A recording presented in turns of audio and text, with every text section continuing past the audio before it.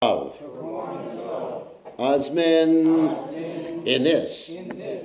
Anashva say without certainty. Numna smoke. Dhumratmanam tinged body and mind.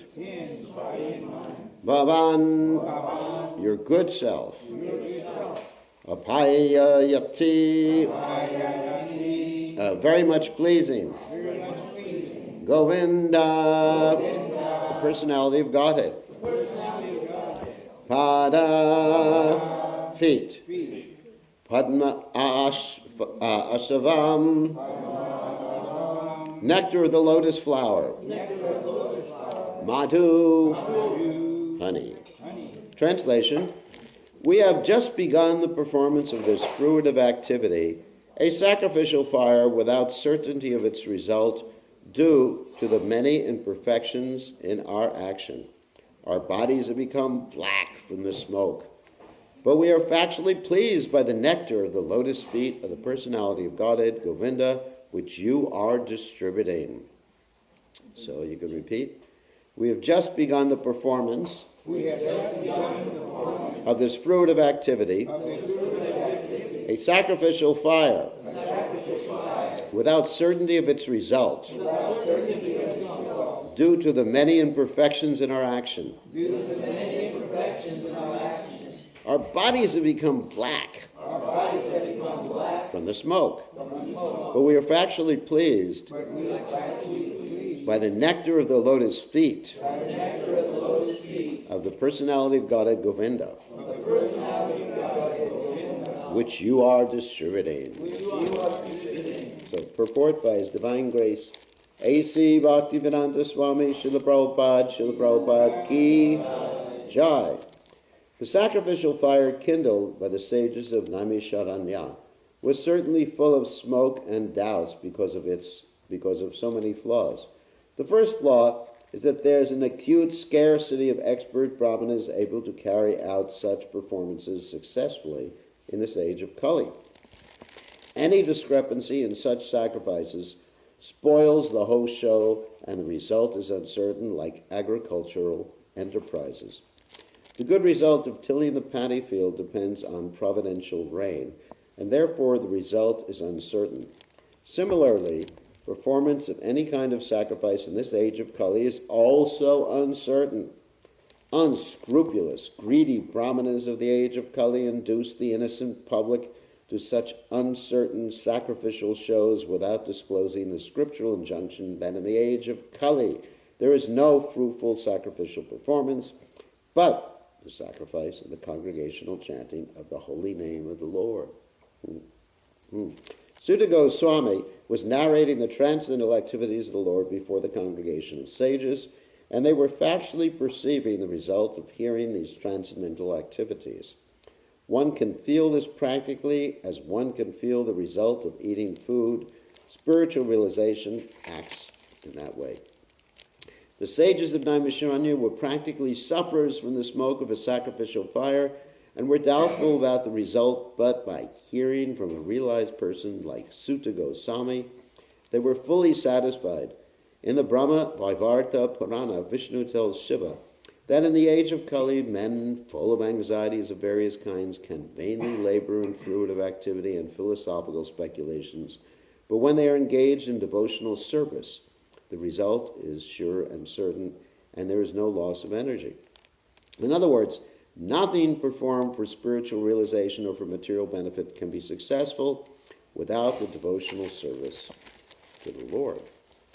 There's a famous verse.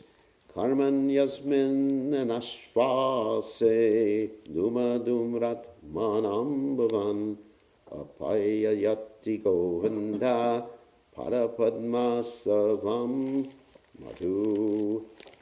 So, Om Gana Timidanda Shah Gananjana Shlakaya Chakshur Meditam Yena Tasmai Shri Gurave Namaha.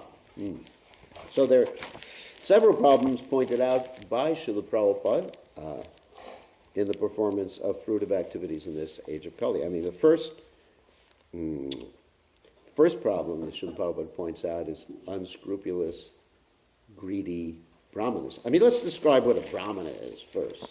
I mean, I know the verse in the Bhagavad Gita, Samadhamma Chanting Raja Vameja, Jnana Vijnana Mastikyam Brahma Karma Svabhajam. I mean, that's qualities of a Brahman.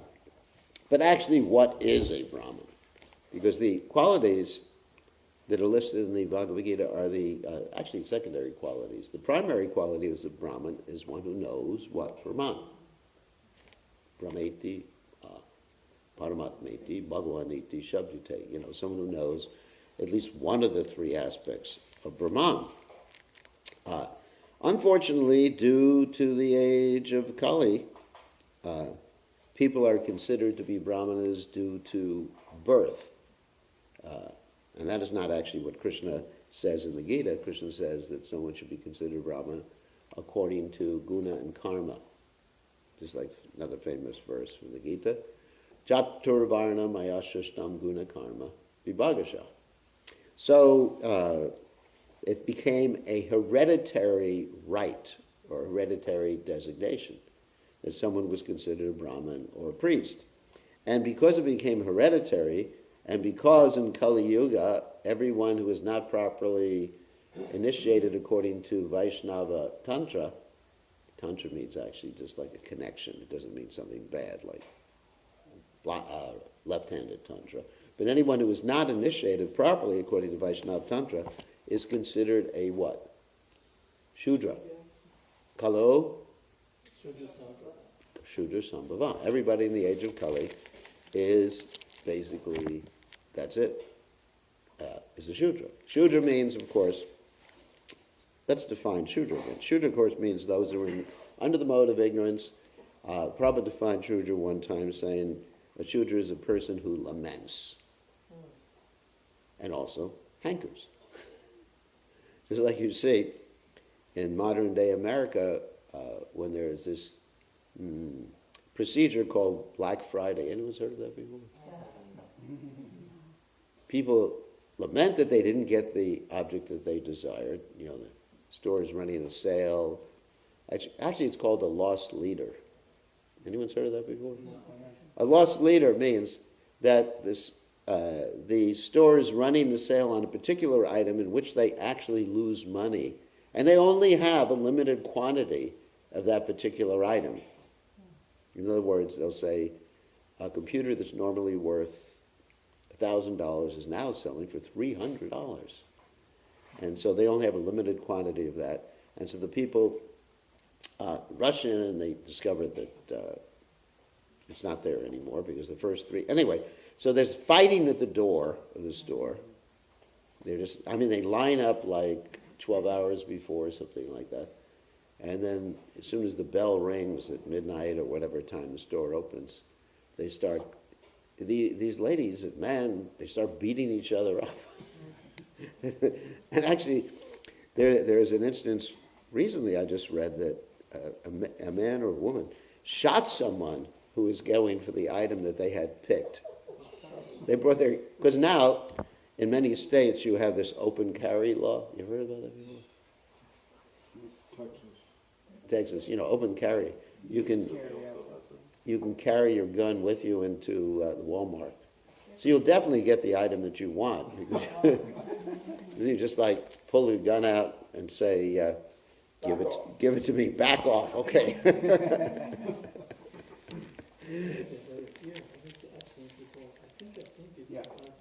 In Walmart. Yeah, so I'm not criticizing that. Obviously in this age of color, you probably do have to carry a gun everywhere just to protect yourself. But the point is that people are so greedy and lusty after this, or if Apple Computer advertises a new, iPhone X, Y, Z, A, B, C, D, E, F, G, H, I, J, K, L. I know the alphabet. So then people will line up for days just to get this latest gadget. I mean, they're just so greedy. And so, actually, because the society is like that, and actually the media, especially our wonderful people in Hollywood, have just stirred people up into this greedy frame of consciousness, then obviously when people go to the polls, that means, polls doesn't mean they're pole vaulting. It means they go to vote, then they vote for someone who's also greedy and lusty. So the blind, what do they say? Anda yatanda upaniyamanas tepi shatantra murudamni bada. Isn't it the blind or leading the blind? So anyway, so therefore in Kali Yuga, those who are not properly connected to Krishna, because in Kali Yuga there's only one Dharma, Ekon Dharma, Krishna Nam, Sankirtan. That's it. Ain't nothing else. I mean, in any religion, it's not a sectarian statement that I just made, or that Krishnadas Kaviraj Goswami makes in the Chaitanya Charitamrita. It's the holy name of the Lord is the Dharma in Kali Yuga. That's it. Previous Yuga, meditation, although now we have so many yogis, who say, but that's not the Dharma. That was Satya Yuga, of course, and then opulent sacrifices, just like you hear about the sages in Naimisharanya performing a sacrifice. That was like the Treta Yuga. And then in the Dwapara Yuga was big, opulent deity worship. And we do a little bit of all those things. That's true. We do some meditation. Of course, not silent meditation. Sometimes when people question us, right, and they say, do you meditate? And we say, yes, we meditate on Krishna and his holy name. And they say, no, that's not what we meant. We meant, do you meditate? That means just being silent. I have a friend who goes for 2 months and he doesn't speak a word. Not a Hare Krishna friend, obviously. But he goes for 2 months on these retreats and you're not allowed to speak for 2 months. Wow. That would be ecstatic. Anyway. Can you text? Yeah, you can text. So, yeah, that's the point. You can actually speak in different ways. Like I said, how do you get your food then? I mean, because it's provided for, but how do you tell the servers what you want? You go like this. That's speaking. It's speaking, baby, You better, you're not speaking with your mouth, but you're speaking in other ways. Anyway, so meditation means meditation on Krishna. So there's meditation and sacrifices. We certainly have fire sacrifices. But the whole point of the fire sacrifice is chanting the holy name, isn't it? I mean, if you do a fire sacrifice and don't chant the glories and the holy name of the Lord, then it's just smoke gets in your eyes. Like that song. What's that song? Smoke, When smoke gets in your eyes. Yeah, there's actually a song, Smoke Gets in Your Eyes, about fire sacrifices. So, it wasn't about fire sacrifices. It was actually about something else. So, and then opulent deity worship, we have deity worship. But the whole point is to bring people, it's part of Sankirtan, bring people to see the deity so they can chant the holy name of the Lord. Anyway, so getting back to the point, because the majority of the hereditary Brahmanas are not really engaged in Sankirtan, therefore the natural qualities of Kali become manifest in their heart, and those qualities are greediness, lust, and things like that. And let's go back about over 2,000 years. So the Brahmanas, over 2,000 years ago in India, were utilizing their Brahminical activities, performing fire sacrifices and whatever else, to make money. I mean, like they do now in India too, to the greatest extent. But this was 2,000 years, not 5,000 years ago.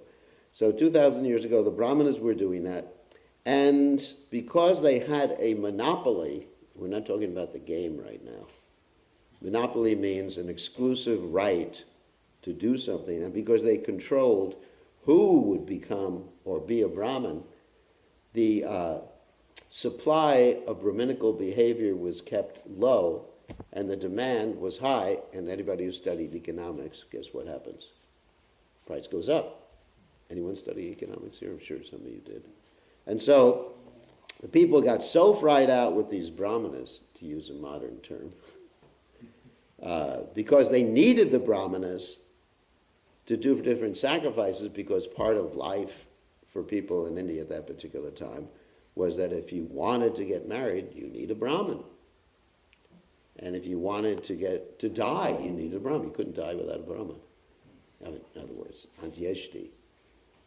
If you wanted to send your kid to school, you needed a Brahmin. If you wanted to give your kid a name, you needed a Brahmin. And so it got pretty expensive. Just living got expensive because, everybody is born.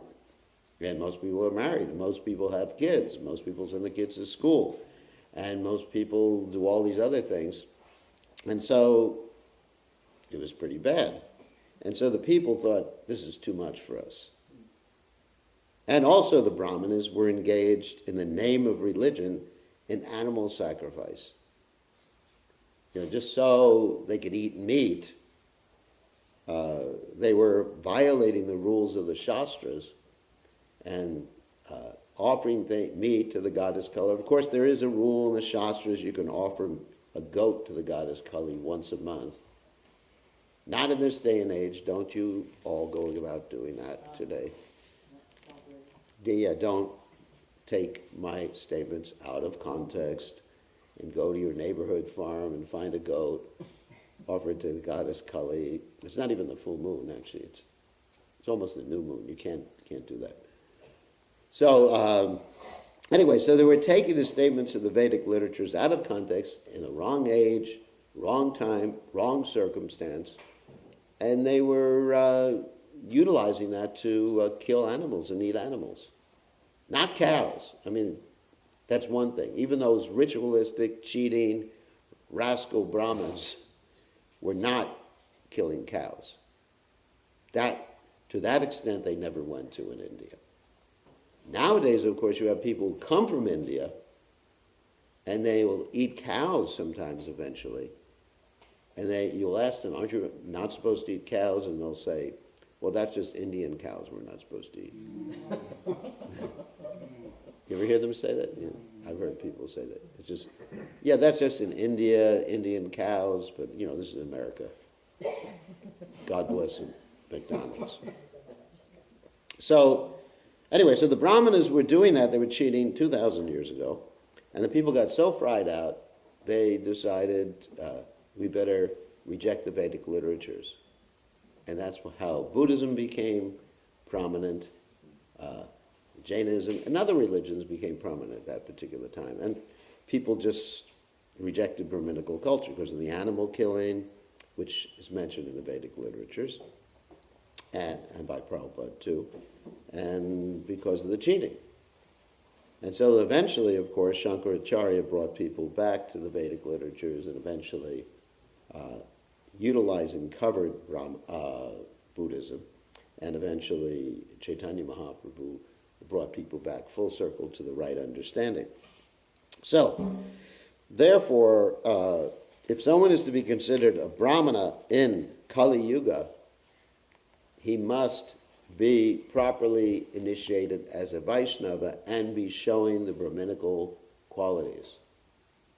That's it. Because there's only one Dharma in Kali Yuga, which is the chanting the Lord's holy names. Now, also, one must understand what the purpose of the Vedic literatures are.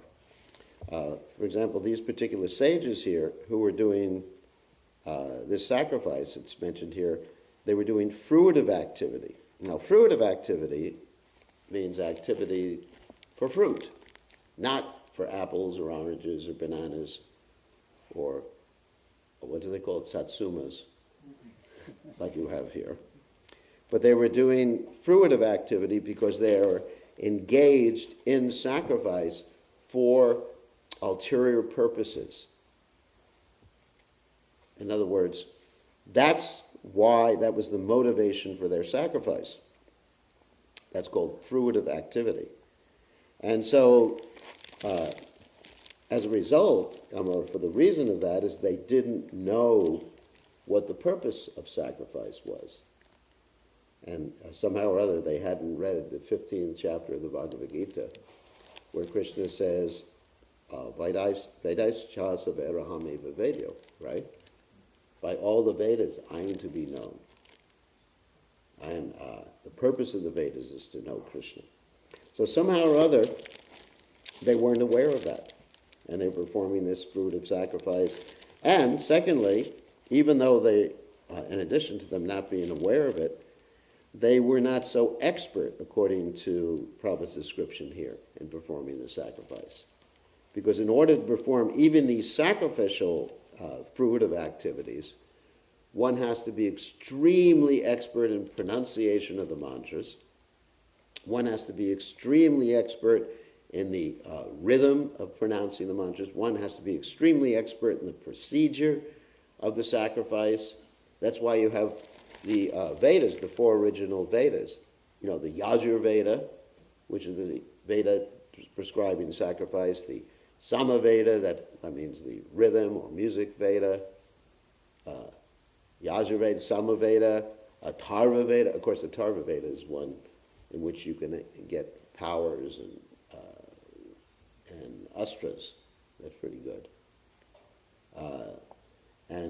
So you have these four Vedic literatures, and they were not so expert in these four Vedic literatures. And the point is that when you're doing a sacrifice like that, you need a Brahmana who is chanting the mantras, another Brahmana who is checking on this chanting of the mantras, and a third Brahmana who corrects if there is some mistake in the chanting of the mantras. It's like when you have a computer, nowadays you have this autocorrect function. Like if you're typing in Microsoft Word and you get the spelling wrong or some punctuation wrong, it tells you got it wrong, and it makes like a red outline or something like that, and then you got to correct it. So somehow or other, these Brahmanas were not expert in doing that either. And in Kali Yuga, practically no one is expert in doing all these things.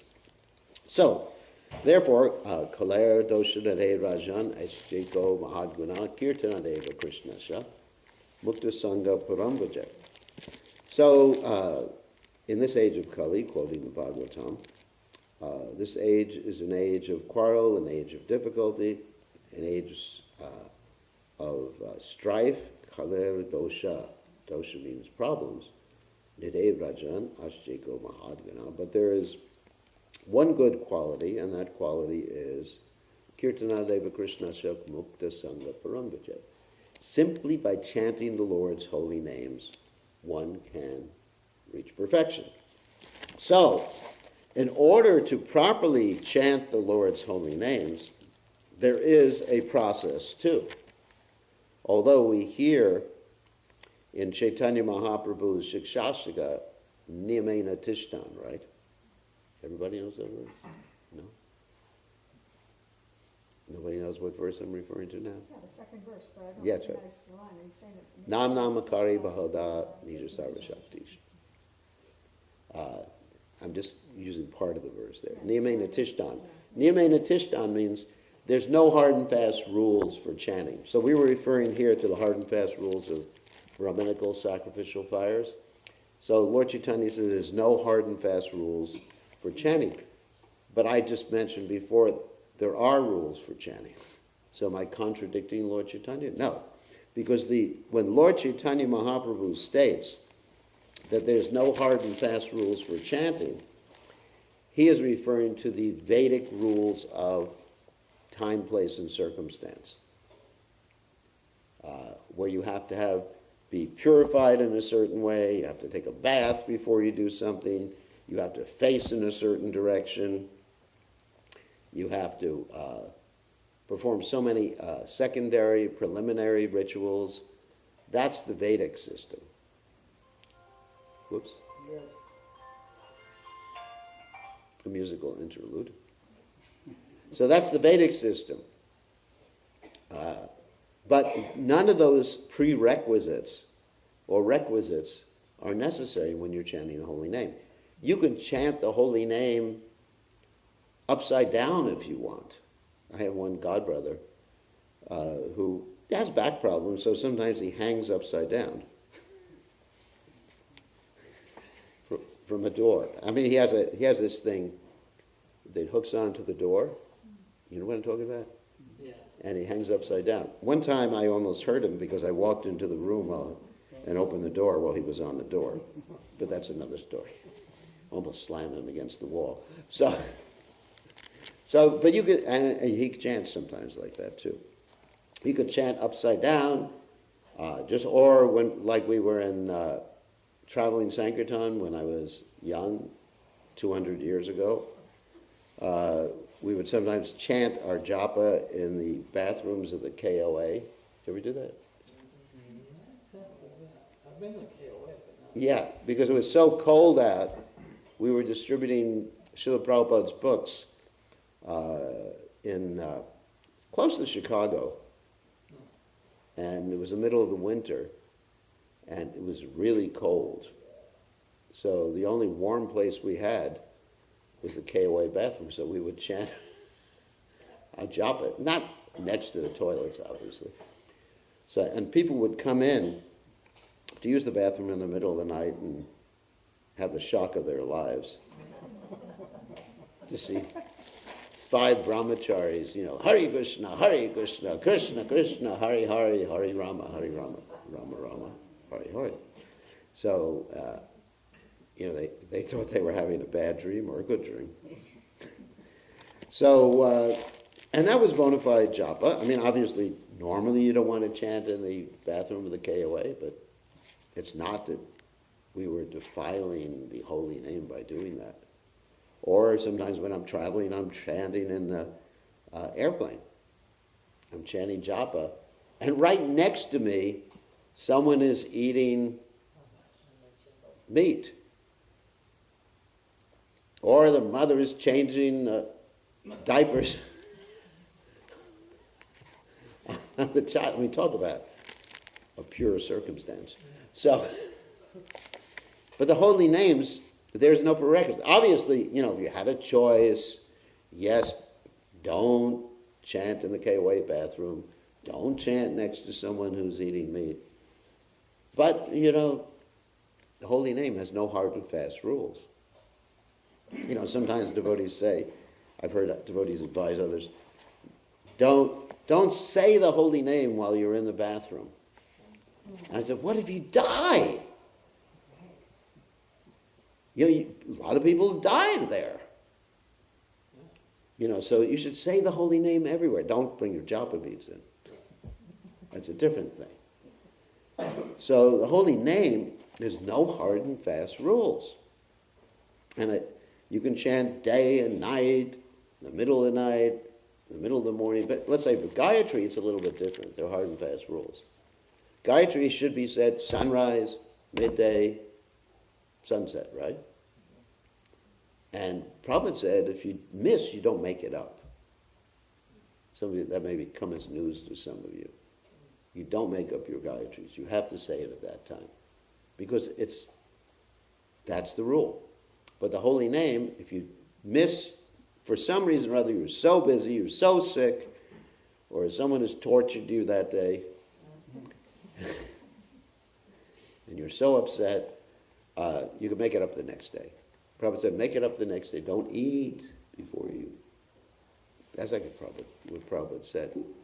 If you have to make up your japa, don't eat before you finish the previous day's japa. So anyway, so there are no hard and fast time, place, and circumstance rules, but there are hard and fast rules. I mean, why do we have the 10 offenses?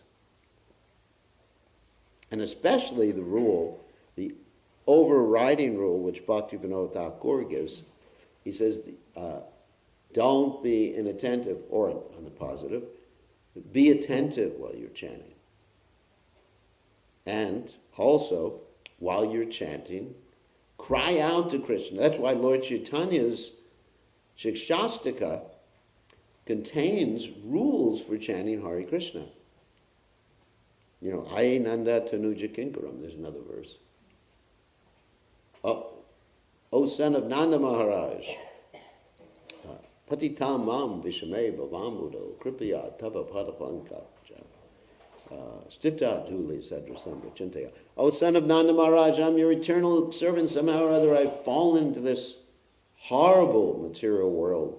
Please fix me up as one of the atoms at your lotus feet. So that's a rule that you should chant. Like Prabhupada said, chant like a child crying out for his mother. So that's a rule. But it's a rule of bhav. You understand? Of emotion. It's not an external rule. All these are rules of emotion. And, of course, some external rules don't commit the 10 offenses, but the positive rules are rules of emotion. So one should study the Shikshashtaka and understand that there is a quality to chanting. And not only chanting the Hare Krishna mantra, but in chanting any of the glorification mantras or words that we utilize in Krishna consciousness. Oftentimes, we are inattentive, not only in chanting Hare Krishna, but in doing whatever we're doing for Krishna. We chant, for example, the Guru Vashtaka during Mangalarti, but are we actually thinking of what we're chanting, why we're chanting, what it means while we're chanting? So that's inattentive chanting. You could be inattentive chanting during Mangalarti. Not only when chanting Hare Krishna. You can be putting, I often use the example, and maybe you've heard me use it before, you can be putting yourself on automatic pilot while you're chanting. Or like one devotee said, jokingly, wake me up when my japa is done. Or even when you're chanting japa, let's say you're not sleeping, you're chanting japa to get it done. Huh? That should not be done. Chanting japa to get it, was just chanting, just grind. I had one devotee, he was a little behind in his japa, he says, I have to make up my japa, engage in japa purgatory. I don't know if any of you who are not Christians know what purgatory is. Purgatory is, Yamaraj arranges it, or the devil in Christianity arranges the purgatory or whatever. So you get purged of your sins. Yeah, purge your sins. It's like taking a whole bunch of prune juice.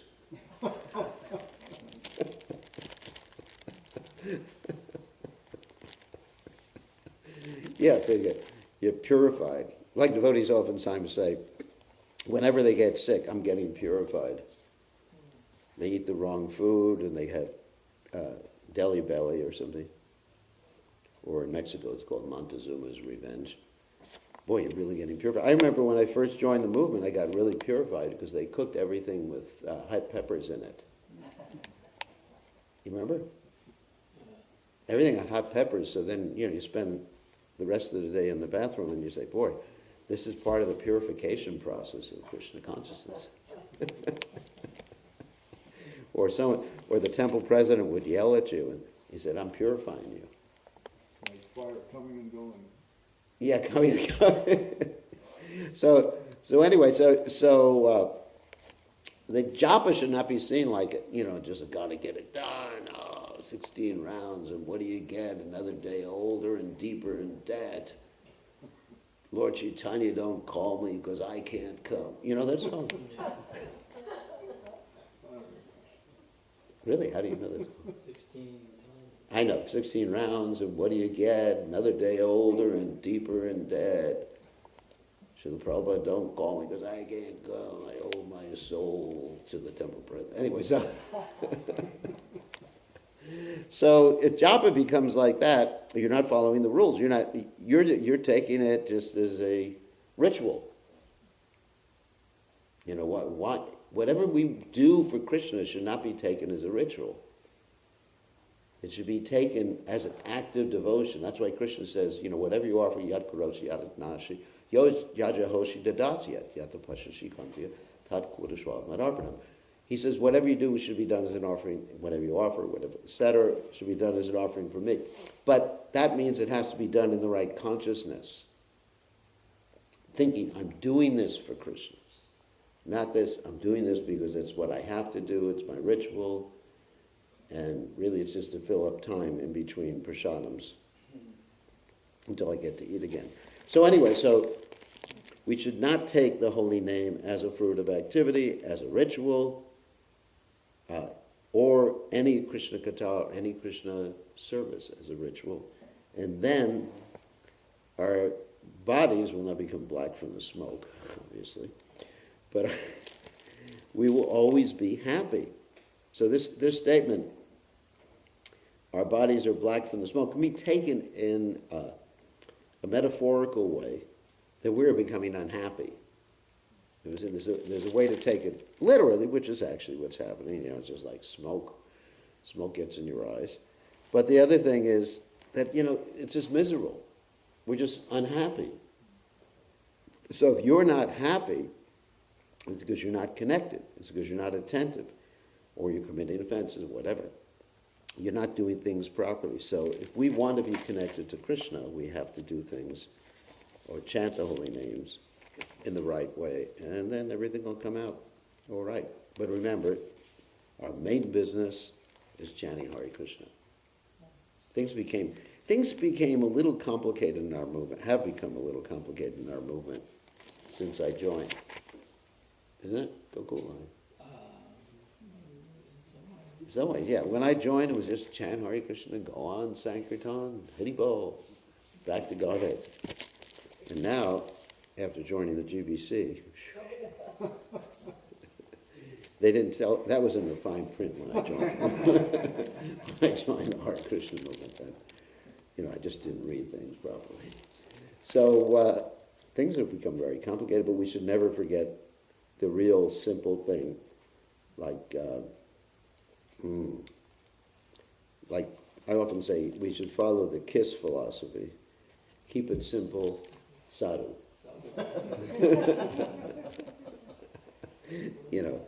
Just remember our real businesses. You may be GBC or ABC or XYZ or head pujari or whatever, but your real business is chanting the holy name and glorifying Krishna, engaging in the yuga, and bringing other people to Krishna consciousness. That's the real business, doing that. And your advancement is contingent on how well you do it. So it's up to you. Don't blame someone else. It's not someone else's fault that you're not advanced. It's your own fault. Okay, on that happy note, any questions or comments? I have a question, Mark. Yes. I was just wondering about the statement that Prabhupada makes in that famous dissertation about the ill effects of taking the name from someone that obviously isn't qualified to give it, that it has poisonous effects like milk touched by a serpent, yeah. When we hear so much glorification of the holy name that it still has the potency to deliver, no matter like under any circumstance. Yeah, that quote is from the Hari Bhakti Shuddhaya. And Sanatana Goswami specifically quotes that in his literature. Vaishnava Mukho Nirgirnam Putam Harikatam Ritam Shravana Naiva Kartavyam Sarpo Yachista Yatapayam. That's the Sanskrit for it. That one shouldn't hear the holy name or hear Krishna Katha from those who are not Vaishnavas, because it may have, it's like milk touched by the lips of a serpent. It may hurt. Just like, I'll give you an example. Just like, for example, you bathe in the Ganges. Ganges is pure, but there's also some things that are floating in the Ganges that are really not so nice, like dead bodies. It's not that you, let's say you're bathing in the Ganges, a dead body comes around and you embrace it. I wouldn't do that. I say, well, it's in the Ganges, it must be pure. So at the same time, you're getting the nectar of the holy name, but you're not really getting the Shuddhanam. Another point Bhaktivinoda Thakur says is the holy name is not a movement of the lips and the tongue. It has to descend. It's Nama Avatar. And in order to descend, it has to descend through disciplic succession. So another statement is Sampradaya Vinaya Mantras Tem Nishpala Mataha. That if you're receiving something that's not coming through the proper authorized course of disciplic succession, it doesn't have any effect. So what happens is if you're hearing the holy name from someone who is not Krishna conscious, also contained within that are the modes of material nature. And you are also associating with modes of nature. You're associating with the name, yes. Namabas, let's say, at that particular point. It's not Shuddhanam. Namabas means, chanting accidentally, meaning something else, but not the pure name. So you're getting some benefit. There is benefit to Namabas. I mean, even when the Muslims chant Haram, which means how horrible, because they were attacked by a boar. It doesn't mean a boring person, but a pig with tusks on it. I think you have boars around here, right? Yes. Yeah. So then the Muslim actually got the benefit, got liberated from karma and everything like that. That's Namabas. So there is Namabas when someone who is not Krishna conscious is chanting the holy name. However, at the same time, there's some modes of nature that are contained. And Krishna says in the Gita, Karnam guna sangasya sadasad janmajonishu. The reason we're here in this material world is because of guna sangha. That is associated with modes of nature. And this association covers the consciousness right away. I mean, it is extremely dangerous. I'll give you a practical example of my own life. A little while ago, I was on an airplane, which I'm on quite a bit, and they were playing some movie, and I just thought, let me watch it for a few minutes. It was a stupid movie, sorry about that. It was called Ant-Man.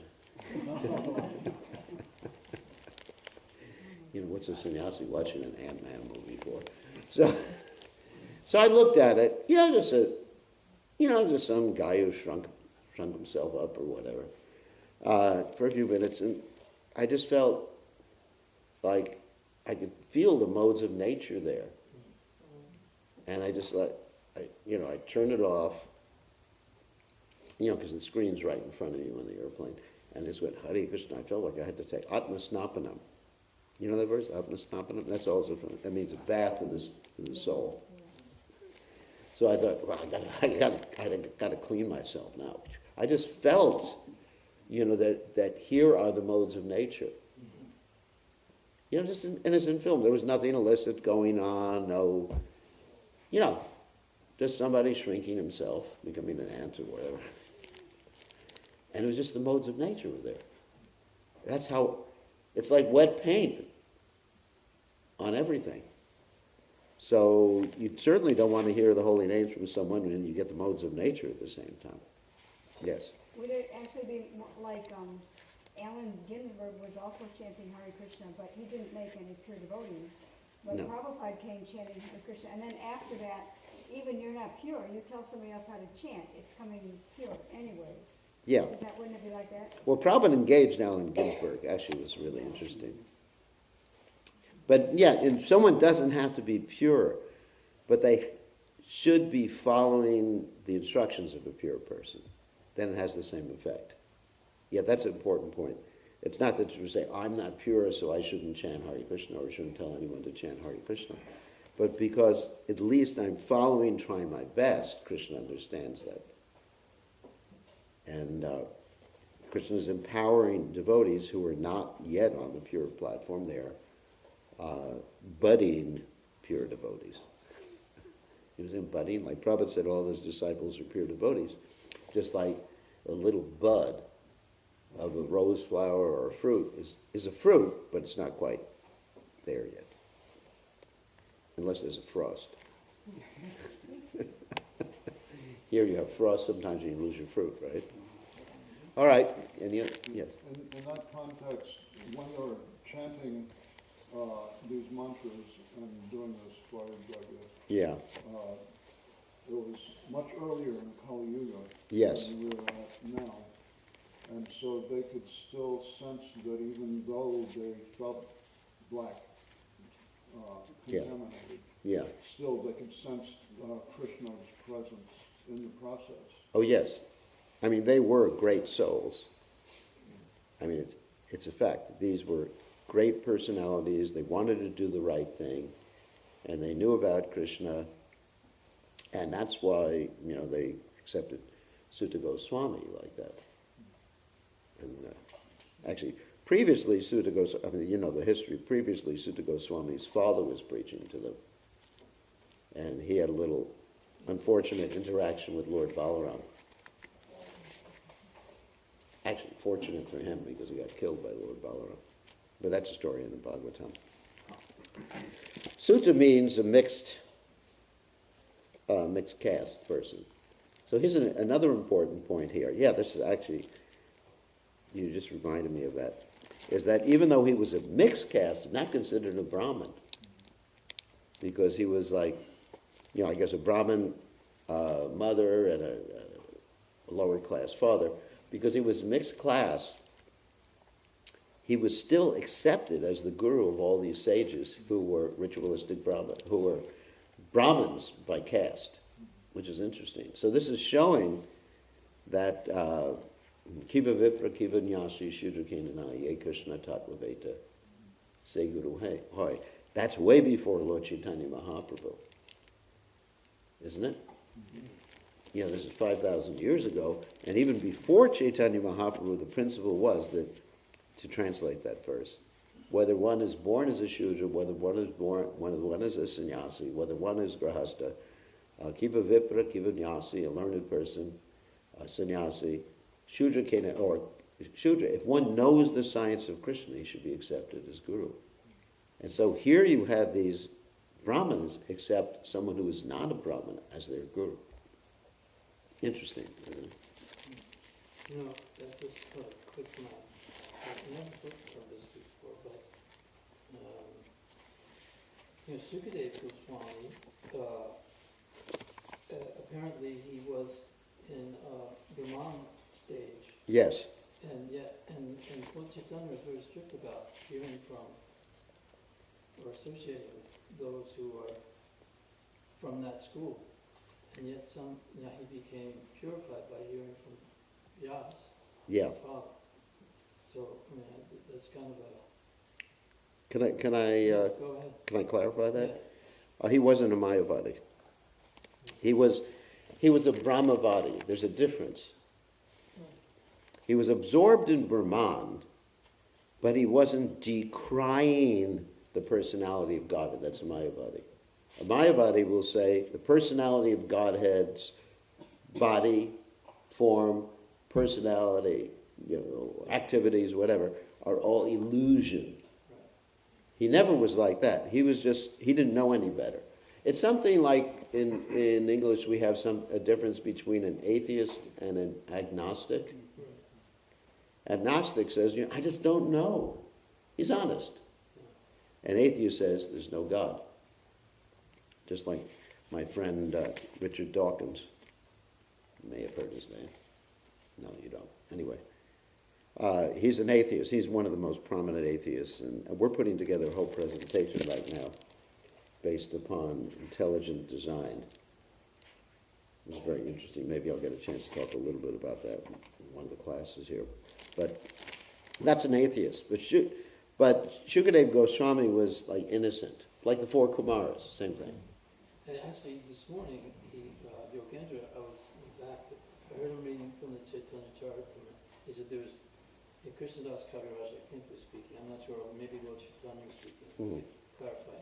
But it said there's two types of people that are Paramatma realized. Those that realize, and I hadn't ever heard this before, that those who actually realize the Paramatma, the form, and then those that think that the Paramatma is formless. Yeah. Isn't that what it said? Was that what it said? Yeah. So that's the Brahman. Yeah, well, Brahman realization is a little bit different than that. Brahman just means the energy. Paramatma means the localized personality or the localized energy in the heart. Those who think it's formless. But Shukadeva Goswami, it was like innocent, and the four Kumaras were innocent. So, and then in Bhagavatam, there's this famous verse called the Atmarama verse that illustrates what happened.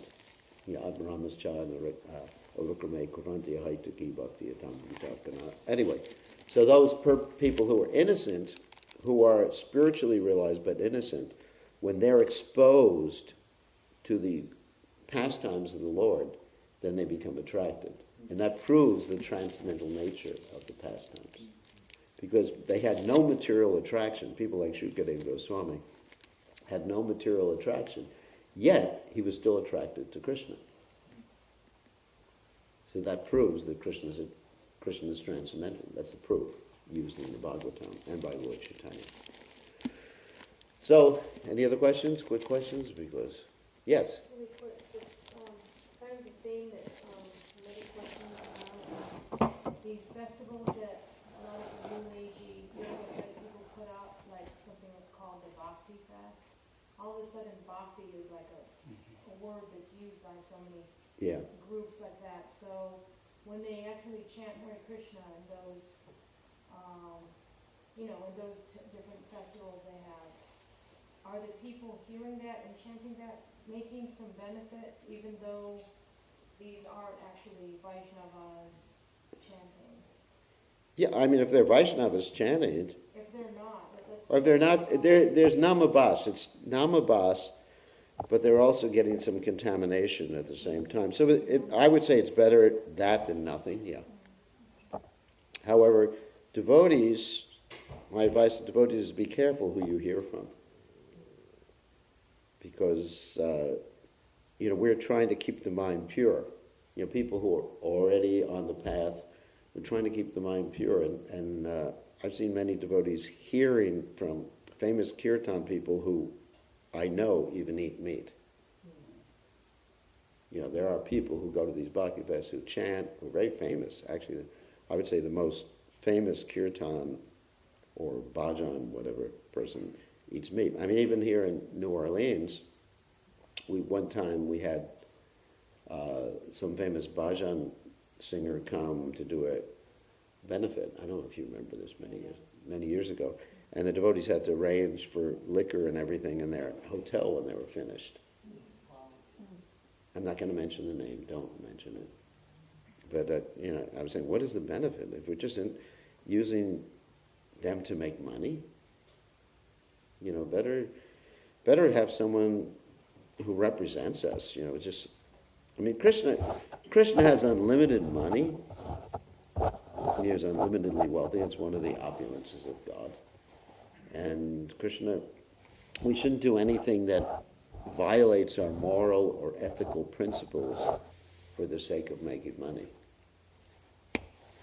Yeah. Wouldn't it be like, actually, Nama Aparad, because what I remember reading in Harinam Chintamani, the Nama Aparad gets you the heavenly planets only. Yeah, what's Nama Aparad? It's Nama Aparada.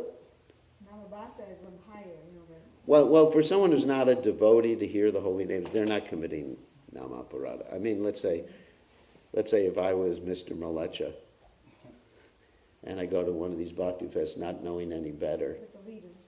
Yeah, the leaders are. Yeah, the leaders are. I mean, it's not, I don't know what I'm doing, I'm just going and hearing, oh, Hare Krishna. I mean, fortunately, the first time I heard Hare Krishna was from Prabhupada. I was listening to the radio, just trying to listen to some nonsense in, 1968.